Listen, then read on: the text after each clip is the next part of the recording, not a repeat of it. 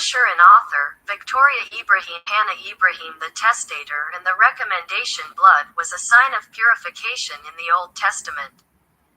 The blood of the testator, not as in this New Testament, but through the blood of the animal.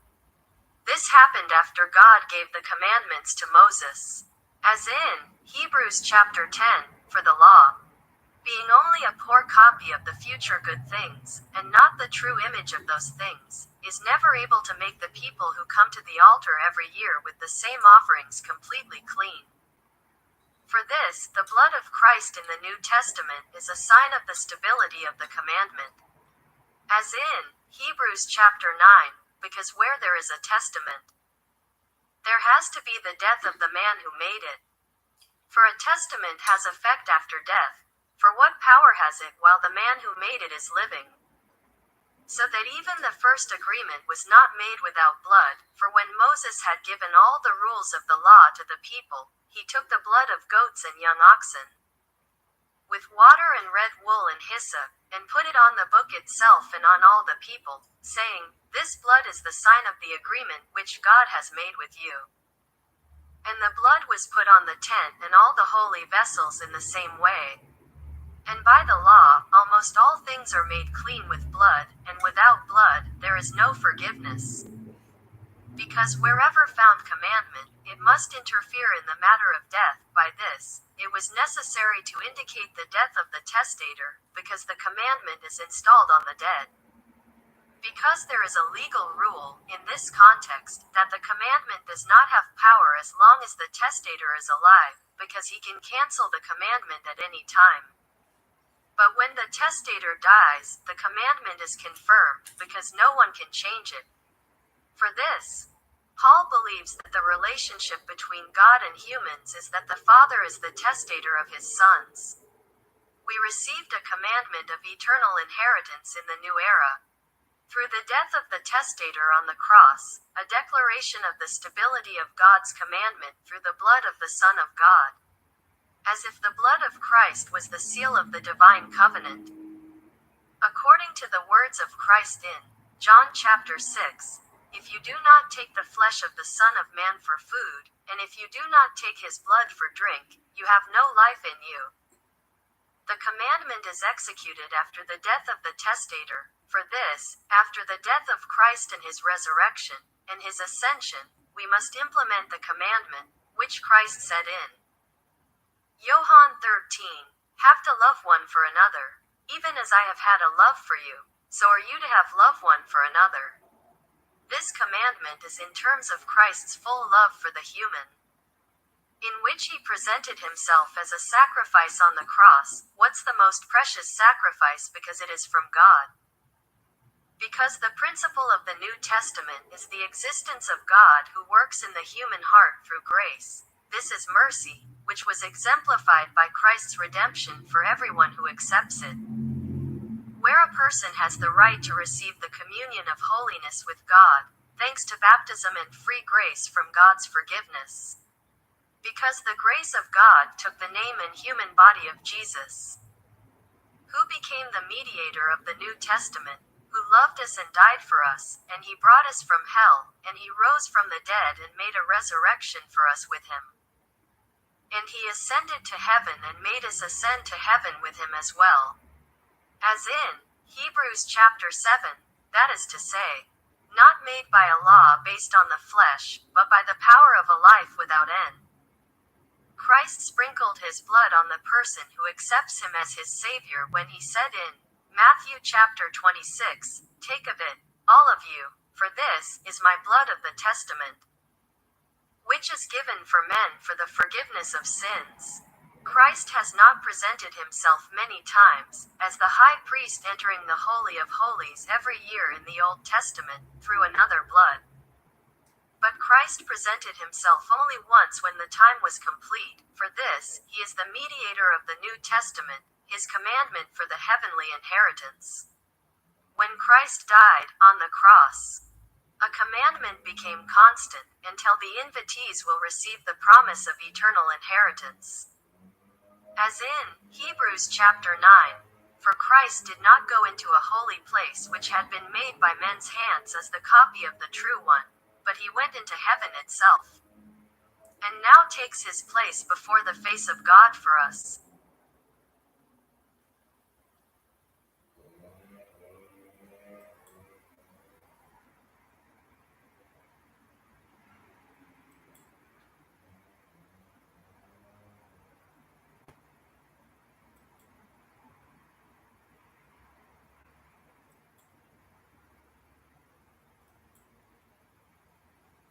Christ's eternal inheritance for us. Eternal inheritance. The Old Testament affirmed that it is not a human being's capacity that enters to Holy of Holies into the tent of meeting until Christ came in, ascended through a sacrifice of his humanity to heaven. He granted us the possibility to enter with him, and through him to the holiest of heaven. He granted us the right to direct contact with God. Christ is the high priest of the promise of eternal inheritance. As in Hebrews chapter 9, for this is the mediator of a new era. To be invitees since became death for the redemption of transgressions that were under the first testament, they will obtain the promise of eternal inheritance. Because everything is cleansed according to the law by blood, without bloodshed, there is no remission. The goal is to reveal the truth, which is that the place of God's dwelling among the people was on the basis of his redemption. There is no room for thought about our merit or self-righteousness. As Paul said in Romans chapter 3, where is boasting then? It is excluded. By what law? Is of works? Nay, but by the law of faith. Because the blood of Christ has the power to bring us eternal blessing.